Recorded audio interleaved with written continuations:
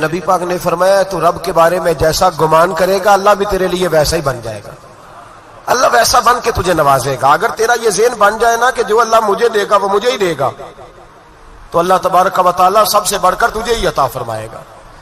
لیکن امید رب کری اور امید رحمت کی، اس کے کرم کی، اس کی عطا کی۔ ہاں ایک پہلو ضرور سوچ کے رکھنا چاہیے اس موضوع پر، ساری دنیا نکما کہہ دے تو بیٹا ماں باپ کے نزدیک نکما نہیں ہوتا۔ باپ بیچارہ ایک غلطی کا بچہ کرتا ہے تو وہ جاتا ہے، دوسری کرتا ہے تو جاتا ہے، تیسری جگہ بھی اس کے حصے کی معافی مانگنے جاتا ہے، بڑا کچھ کرتا ہے، پھر ایک وقت آ ہی جاتا ہے کہ جب باپ مجبور ہو کے اخبار پہ اشتہار دیتا ہے کہ میں نے اسے آگ کر دیا ہے، اب میں اس کے سیاہ سفید کا مالک۔ کیا خیال ہے آپ کا؟ پہلی غلطی پہ ابا جی ایسے کر دیتے ہیں جی، دوسری پہ کرتے ہوں گے، کب کرتے ہیں؟ جب بولے جب حد ہو جاتی ہے۔ اور ایک دو اشتہار نہیں ہوتے، آپ سویرے اخبار کھولیں، اخبار کے اندر کے صفحات کا مطالعہ کریں تو شاید درجنوں اشتہار ہوتے ہیں آنکھ نامے کے۔ بھئی کس باپ کا دل کرتا ہے کہ وہ بیٹا جس کے لیے اس کی امید ہے کہ کل میرے بڑھاپے کا سہارا بنے گا، وہ لکھ کے دے دے کہ میرا رشتہ ہی کوئی نہیں بیٹے کے ساتھ؟ کس کا دل کرتا ہے؟ اور پھر یہاں تک نہیں ہوتا، بلکہ آپ قانون جاننے والے لوگوں سے کبھی پوچھیں، وہ آنکھ نامہ لوگ عدالتوں میں جمع کراتے ہیں، کہتے ہیں جی میں نے تو اخبار میں نکال دیا، میرا اس کے ساتھ کوئی تعلق، اماں کہتی ہے میرا کوئی رشتہ نہیں۔ کیوں؟ کب ہوتا ہے ایسے؟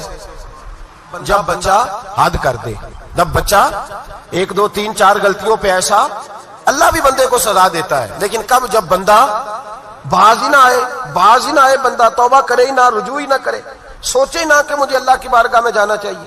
ہم لوگ اپنا ایک ذہن بنا کے زندگی گزارتے ہیں، ایک ذہن بنا کے، بلکہ لوگ گناہوں کے نام بدل کے وقت گزارتے ہیں۔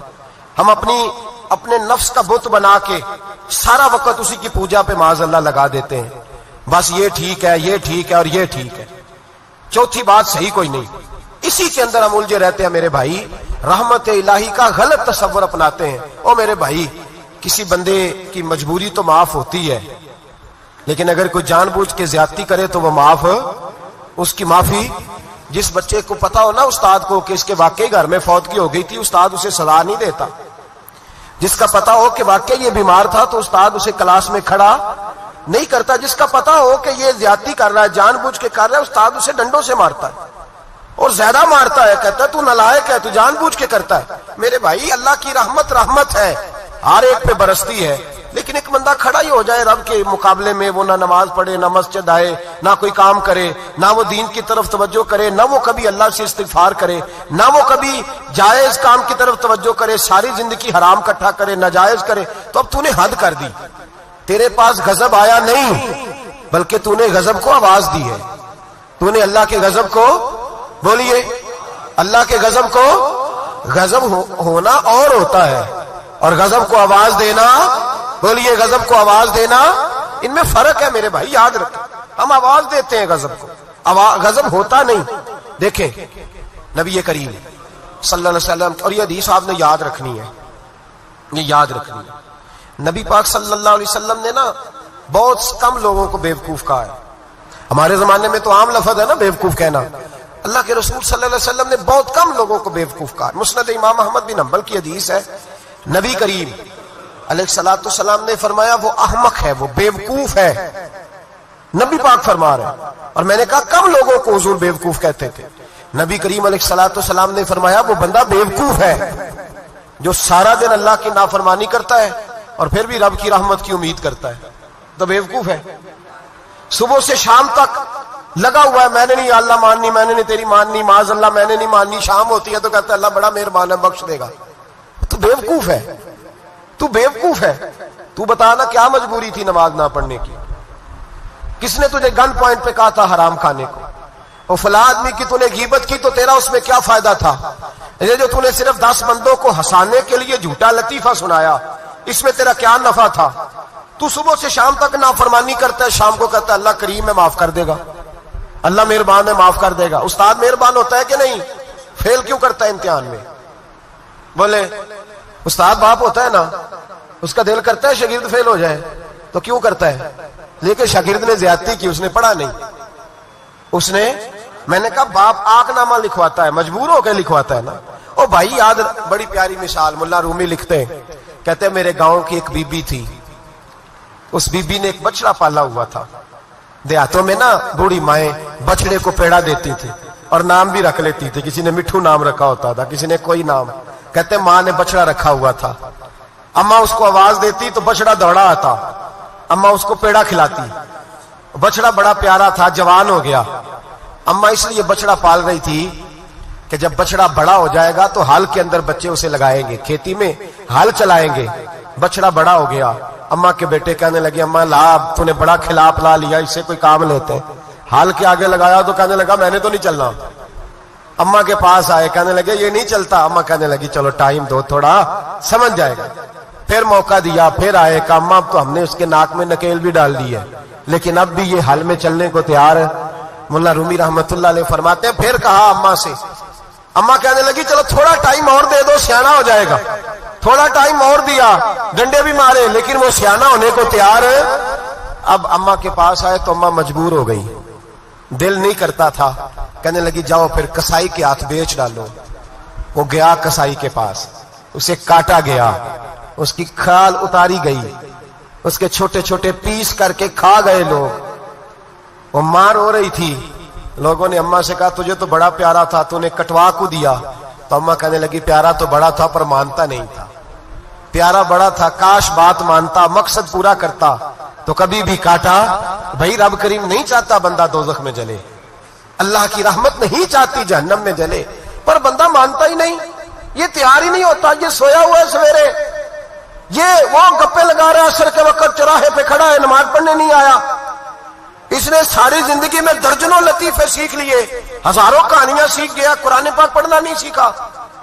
اس نے زندگی کی ہر چالاکی سیکھ لی ہے، نہیں سیکھی تو اپنے رسول کی حدیث نہیں سیکھی، نہیں سیکھا تو دین کی ضروری باتوں کو نہیں سیکھا۔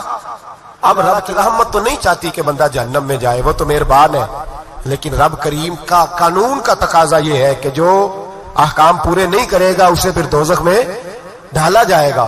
تو ہمارے بزرگ فرمایا کرتے تھے اصل بات یہ ہے کہ اللہ نہیں مسلمان کو دوزخ میں ڈالنا چاہتا، مسلمان اپنی مرضی سے چھلانگے لگا رہا ہے، یہ خود چھلانگے لگاتا ہے، یہ باز نہیں آتا۔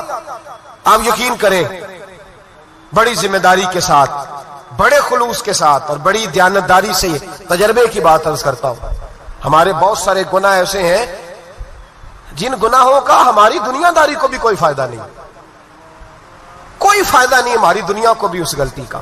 میری باتوں کی سمجھ آ رہی ہے آپ دوست؟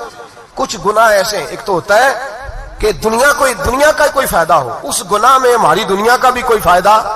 جو آدمی جھوٹے لطیفے سناتا ہے، جھوٹ بولتا ہے، جھوٹ کوئی فائدہ نہیں اسے، لوگ 10 منٹ ہنستے ہیں اور باہر جا کہتے ہیں یار یہ تو کوئی غیر سنجیدہ آدمی، وہ عقل ہی نہیں، کیا فائدہ کمایا اس نے، کیا نفع لیا اس نے۔ جو آدمی بڑھ بڑھ کے باتیں کرتا ہے، 2 4 5 10 آدمیوں کی غیبت کر جاتا ہے، لوگ کہتے ہیں یار بڑا چغل خور ہے، کیا کمایا اس نے زندگی میں، کچھ حاصل کر لیا اس نے۔ ہمارے بہت سارے گناہ میرے بھائی وہ ہیں جن کا ہماری دنیا کو بھی کوئی فائدہ نہیں، تو کیوں نہ ہم ان گناہوں کو چھوڑ دیں تاکہ ہمارے دین کو تو فائدہ ہو جائے، دین کو تو فائدہ ہو جائے۔ صرف زبان کے ذائقے ہیں، کچھ دیر کے لیے ہماری طبیعت کے تقاضے ہیں، 10 منٹ کی مسکراہٹ ہے جس کے لیے ہم اللہ تبارک و تعالیٰ کا قانون توڑتے پھر جا رہا ہوں۔ میرے حبیب کریم علیہ السلام نے مسلمان کو کہا ہے کہ تیرا رب تو چاہتا ہے کہ بس تو آ جا، وہ تجھ پہ رحمت نازل کر دے گا۔ آنا تو شرط ہے کہ نہیں؟ آنا تو شرط ہے کہ نہیں؟ اچھا چلیں یہ بتائیں، جو آدمی 1 سے لے کر 31 تاریخ تک ڈیوٹی کرے اس کو تنخواہ لینے جانا پڑتا ہے کہ تنخواہ گھر آ جاتی ہے؟ بول کے بتائیں۔ پھر بھی جانا پڑتا ہے، وہ کہ میں نے ڈیوٹی پوری کی ہے، پھر بھی جانا پڑتا ہے۔ ڈیوٹی پوری کرنے کے باوجود تجھے تنخواہ لینے، اور ہو سکتا ہے کہ یہ بھی کہا جائے ابھی آئی نہیں کل آنا، ہو سکتا ہے یہ بھی کہا جائے پرسوں آنا، یہ بھی ممکن نہیں کہ فوراً او خدا کے بندے تو آتا ہی نہیں خدا کی رحمت لینے، تو اس کے گھر کی طرف رجوع ہی نہیں کرتا، تو توجہ ہی نہیں کرتا، تو کہتا اللہ مہربان ہے۔ بھائی مہربان تو ہے، تو رحمت لینے آیا ہے، تو نے کو بہانہ بنایا اس کی رحمت کا؟ اللہ کی رحمت قیمت نہیں مانگتی، بہانہ مانگتی ہے، پر بتا نا تیرا کو بہانہ ہے کہ نہیں؟ میرے نبی کریم سید عالم صلی اللہ تعالی علیہ وسلم نے فرمایا رب قیمت کا سوال اور نہیں مانگتا، یقین کریں نہیں مانگ، بندے قیمت مانگتے ہیں، اب 100 دفعہ مسکرا کے بات کریں، ایک دفعہ نہ کریں تو کہتے ہیں مولوی صاحب امیر ہو گئے، اب تو صحیح سلام بھی نہیں لیتے۔ ایک دفعہ ہو سکتا ہے بیچارہ پیٹ میں درد ہو رہی ہو سکتا ہے گھر کی کو بہت بڑی ٹینشن ہو سکتا ہے کوئی مجبوری ہو، بندے ہمہ وقت قیمت مانگتے ہیں، ہمہ وقت آپ تندرست ہیں، ہر وقت آپ قیمت ادا کرتے ہیں تو لوگ راضی ہیں۔ لیکن رب کہتا تو کوئی قیمت نہ دے، کوئی بہانہ ہی بنا لے، تیرا رب تجھ سے راضی ہو جائے گا۔ سنیں بڑی پیاری حدیث، بڑی خوبصورت حدیث، کنز المال میں دیگر کتب احادیث میں ہے۔ حضرت ابو ہریرہ رضی اللہ تعالیٰ عنہ فرماتے ایک بابا جی نبی پاک کی بارگاہ میں آئے، اور جب وہ واپس جانے لگے تو میں نے عمر پوچھی تو عمر تھی 96 سال۔ کہتے ہیں بزرگ جب آئے نا تو یہ بھویں جو ہے نا ان کی سفید ہو کے تو یوں آنکھوں پہ آ گئی، بڑی چھڑی بابا جی نے پکڑی ہوئی اور دونوں ہاتھ پکڑ کے نا چھڑی کے اوپر جھکے ہوئے ہیں ایک جانب، قربان جاؤں۔ کہتے ہیں جب وہ بزرگ مسجد میں داخل ہوئے تو میرے رسول نے کھڑے ہو کے استقبال فرمایا، کھڑے ہو، اور نبی کریم صلی اللہ علیہ وسلم نے آگے بڑھ کے بابا جی کو بازو سے پکڑا اور بٹھایا، حضور بیٹھ گئے۔ کہا بزرگوں کیسے آئے ہو؟ تو کہتے ہیں وہ بابا جی بات کرتے تو آنکھ کھول کے پہلے حضور کا چہرہ دیکھتے، پھر وہ بات کرتے تو ان کے لب و لہجے کے اندر بڑی پریشانی، بڑی تکلیف، بڑی مایوسی۔ عرض کرنے لگے یا رسول اللہ، حضور زندگی ساری گناہوں میں بیت گئی ہے، حضور غلطیاں ہی غلطیاں، یاد ماضی عذاب ہے، یا رب چھین لے مجھ سے حافظہ میرا۔ اے اللہ کے رسول بڑی لمبی فہرست ہے، پاپ ہی پاپ ہے، کالے سیاہ دفتر ہے۔ یا رسول اللہ صلی اللہ علیہ وسلم جب پلٹ کے دیکھتا ہوں حضور مجھے نیکی دکھائی نہیں دیتی۔ حضور اس عمر میں آپ کا ایک صحابی ملا ہے، اس نے بات سمجھائی ہے تو تھوڑا خیال آیا ہے، لیکن یا رسول اللہ صلی اللہ علیہ وسلم اب میرا وجود بیکار ہو گیا ہے، حضور بوڑھا ہو گیا ہوں۔ 3 باتیں کہیں بزرگوں نے اور نرالی کہیں، کہنے لگے یا رسول اللہ صلی اللہ علیہ وسلم، حضور اب تو میری کمر بھی سیدھی نہیں ہوتی کہ میں نماز ہی صحیح ادا کر سکوں، بوڑھا ہو گیا ہوں۔ یا رسول اللہ صلی اللہ علیہ وسلم اب میرے اندر طاقت نہیں کہ میں محنت مزدوری کر کے صدقے اور خیرات دے سکوں۔ یا رسول اللہ صلی اللہ علیہ وسلم اب میں تلوار لے کے جہاد بھی نہیں کر سکتا، حضور نہ میں لمبی نمازیں پڑھ سکتا ہوں، آقا نہ میں صدقات و خیرات دے سکتا ہوں، محبوبہ نہ میں دین کے لیے کوئی جہاد کر سکتا ہوں، بیکار وجود ہے، بیکار وجود کو تو گھر والے برداشت نہیں کرتے، بچے دعا کرتے ہیں یا اللہ ابا جی کو پردہ دے دے، اماں کو پردہ دے دے، بیکار ہو گیا ہوں اور آج آیا ہوں تو مجھ بیکار کو میرا رب قبول کر لے گا؟ آج کلمہ پڑھوں تو بیکار ہوں، کسی کام کا نہیں، نہ نماز نہ صدقات نہ جہاد، قبول کر لے گا؟ حضرت ابو ہریرہ فرماتے ہیں جیسے برسات میں بارش کی جھڑی لگتی ہے، یوں مصطفیٰ کی آنکھوں سے جھڑی لگ گئی، حضور کھل کے روئے، کھل کے۔ اور میرے حبیب پاک نے فرمایا بزرگوں بڑے مجاہد ہیں، دین کے لیے جہاد کرنے والے بڑے ہیں، رب کریم کو آپ کی تلوار کی اتنی حاجت نہیں، اور فرمایا اس کے خزانے کوئی خالی تو نہیں کہ آپ ہی گویا صدقہ دیں گے تو بھرے جائیں گے، اور فرمایا پھر رب کریم کی شان میں اضافہ نہیں کرتی عبادتیں، وہ تو بندے کو نفع دیتی ہیں۔ میں بزرگوں نہ آپ جہاد کریں نہ آپ صدقات دیں، لا لمبی نمازیں پڑھیں، آپ صدق دل سے آ جائیں، اللہ کے رسول کا وعدہ ہے رب آپ کو بغیر حساب کتاب جنت عطا فرما دے گا۔ آنا تو شرط ہے کہ نہیں؟ آئیں تو صحیح، نہ پہنچے تو صحیح، آ جائیں، اس کو نہیں آ جائے صدقات و خیرات کی، جہاد کی تبلیغ، آئے تو صحیح، نہ ان العبد اذا اعترف ثم تاب تاب اللہ علیہ۔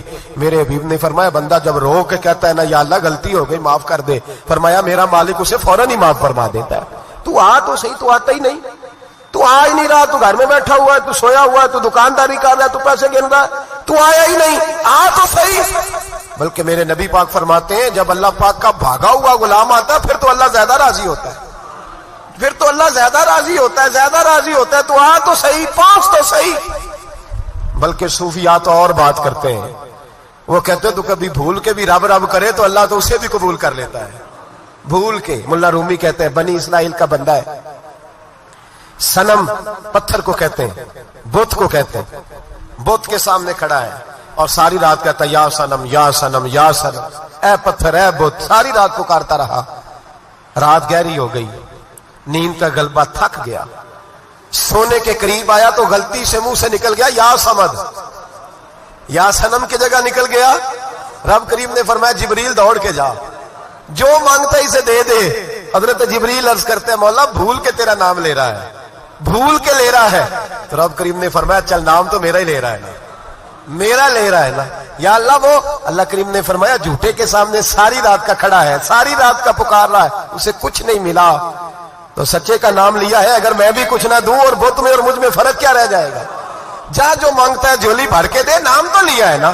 او بھائی تو بہانا تو بنانا, وہ آ تو صحیح نا, تو یہاں آ جا, پہنچ جا, آ جا, بس بیٹھ جا, اس کی بارگاہ ناز میں حاضر تو ہو نا. تجھے فرصت ہی نہیں, تو یاروں کے لیے ٹائم نکالتا ہے, بازاروں کے لیے ٹائم نکالتا ہے, گلیوں کے لیے ٹائم نکالتا ہے, چوکوں چوراہوں کے لیے ٹائم نکالتا ہے, ہفتے میں ایک دن ہوٹلنگ کے لیے بھی جاتا ہے, لیکن کبھی چھپ کے 2 نفلوں کی تجھے توفیق نہیں ہوتی. اور میں کئی دفعہ کہہ چکا ہوں, جس بندے کو بغیر عبادت کے رزق زیادہ ملنے لگ جائے اس پر آزمائش ہوتی ہے رب کریم کی. اللہ فرماتا ہے اس کو پیسے دو, اسے آنے نہ دینا, اس کو چل پیسے دوڑ جا. لوگ سمجھتے ہیں میں بڑا ذہین و عقل مند ہوں, دیکھو میں اپنی ہوشیاری سے چلاکی سے آگے نکل گیا. تو آزمائش ہے, یہ تو آزمائش ہے رب کریم کی طرف سے, یہ تو اس کی خفیہ تدبیر ہے. میرے بھائی اس کی بارگاہ ناز تک جو آ گیا, آنا تو ہماری ذمہ داری ہے کہ نہیں, پھر اس کی رحمت آگے بڑھ کے استقبال کر لیتی ہے, پھر اللہ کا فضل اس کو تھام لیتا ہے اس بندے کو. اور خدا کی رحمت کتنی زیادہ ہے. میرے حبیب کریم سید عالم صلی اللہ علیہ وسلم نے فرمایا اللہ نے اپنی رحمت کے 100 حصے کیے. حضور فرماتے ہیں 1 حصہ اللہ نے دنیا میں نازل کیا ہے. کتنا؟ 1 حصہ.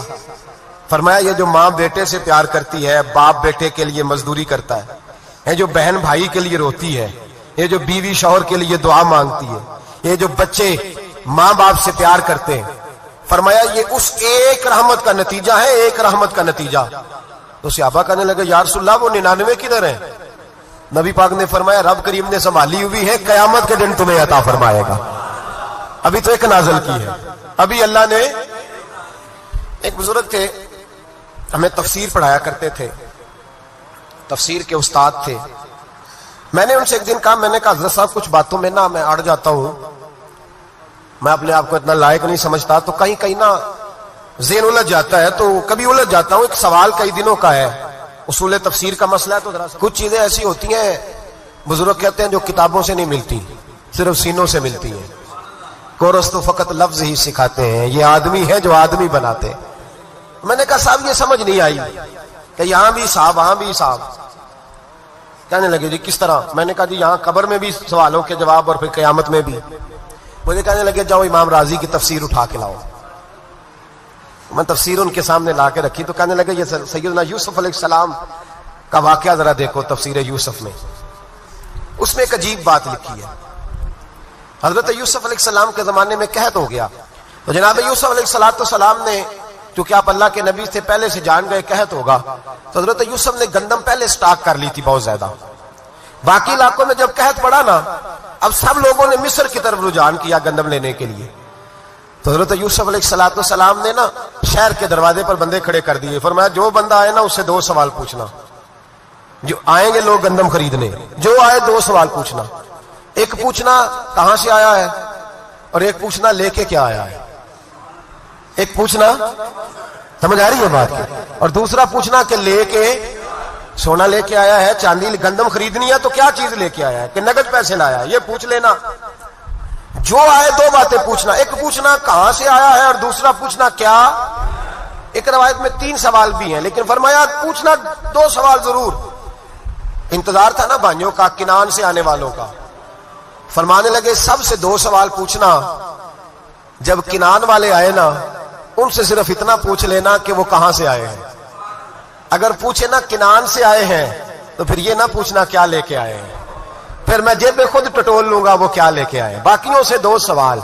جب میرے بھائی آئے نا, بھائی بھائیاں دے ویری ہوندے تے بھائی بھائیاں دیا باواں, جب میرے بھائی آئے تو ان سے یہ نہیں پوچھنا کہ وہ کیا, بس یہ پوچھنا کہ کہاں سے, اتنی بات پوچھنا, باقی میں پوچھ لوں گا. آپ فرمانے لگے رب بھی فرشتوں سے کہتا ہے تم قبر میں نا میرے بندوں سے زیادہ سوال نہ کرنا, بس یہ پوچھ لینا مجھے مانتے ہیں, میرے نبی کو مانتے ہیں. قبر میں تم اتنے سوال پوچھ لینا, باقی لے کے کیا ہے وہ میں خود ہی پوچھ لوں گا. فرشتوں کے سامنے رب کریم اپنے بندے کو بے آبرو کرنا, بس تو یہ بتا دے اللہ رسول کو مانتا ہے کہ نہیں.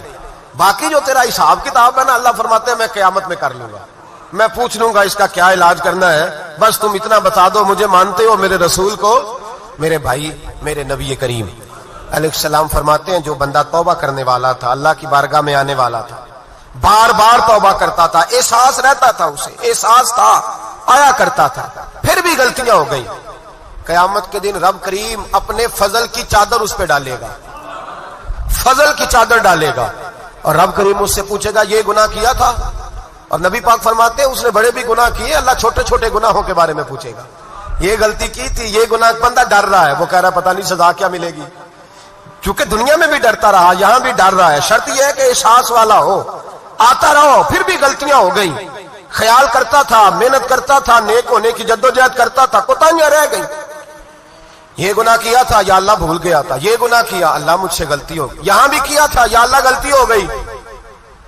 نبی پاک صلی اللہ علیہ وسلم فرماتے ہیں چھوٹے چھوٹے گناہ اللہ دکھا رہا ہے اور اس سے کہہ رہا ہے یہ کیا تھا مانتا جا رہا ہے۔ رب کریم فرماتا ہے پتہ ہے میں تیرے ساتھ کیا کرنے والا ہوں؟ ٹانگیں کانپ گئی، یا اللہ پتہ نہیں، فرمایا میں تجھے ان گناہوں کے بدلے نیکیاں دینے لگا ہوں، ان گناہوں کے بدلے نیکیاں۔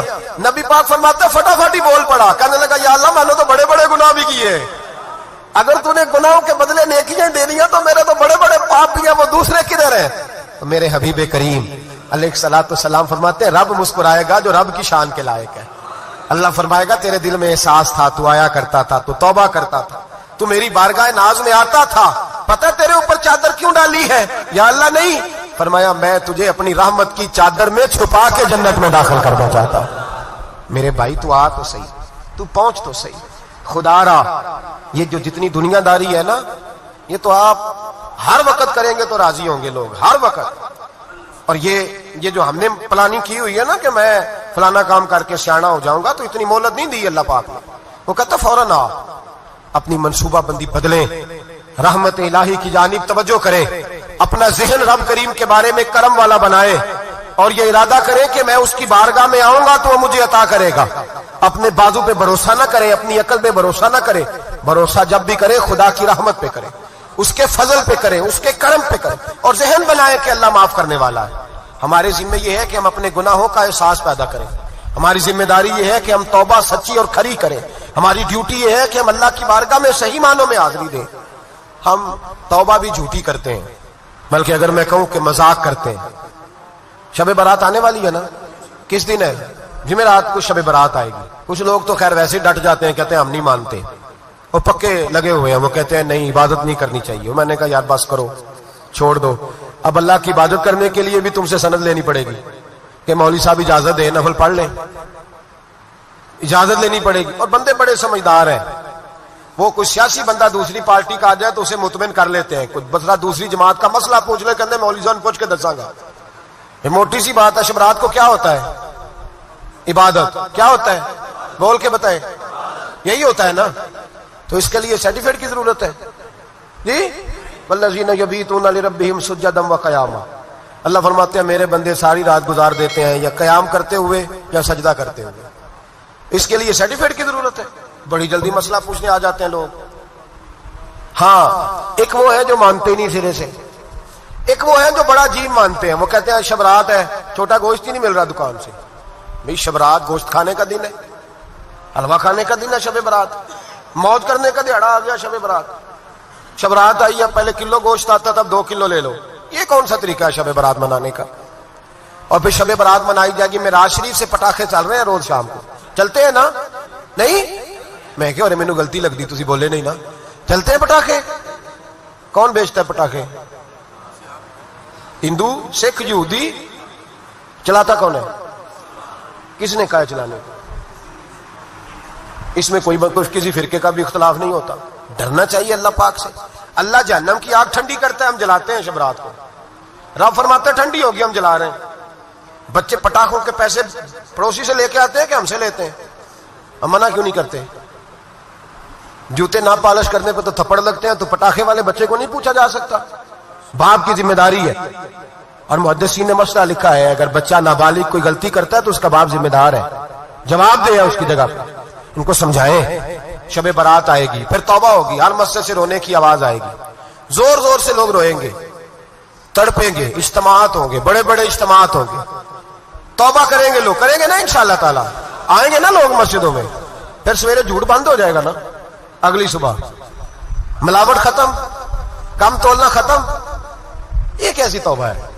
وہ دکاندار جو شبرات والے دن غلط سوجی فروخت کر رہا ہے, ملاوٹ والی چینی بیچ رہا ہے, تاکہ دوائیوں میں دھوکہ دیتے ہیں لوگ, دوائیوں میں دھوکہ دیتے ہیں.